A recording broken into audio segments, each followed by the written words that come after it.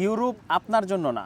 আপনি যদি আপনার মা বাবার একমাত্র সন্তান হন তাইলে আপনি ইউরোপ আইসেন না। আপনি যদি ফার্মের মুরগি হন, ঘরে বসে জিমান সারাক্ষণ, তাইলে এই বিদেশ আপনার জন্য না। ইউরোপে আসার পরে অন্তত 6 মাস ঘরে বসে খাওয়ার মতো টাকা যাতে আপনার বাংলাদেশে থাকে বা আপনার পকেটে থাকে, সেই চিন্তা আমরা করে আইসেন।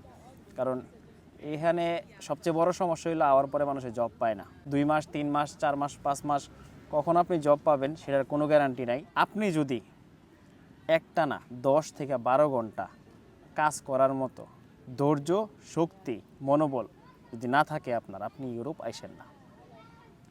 এখানে আসার পরে ম্যাক্সিমাম মানুষের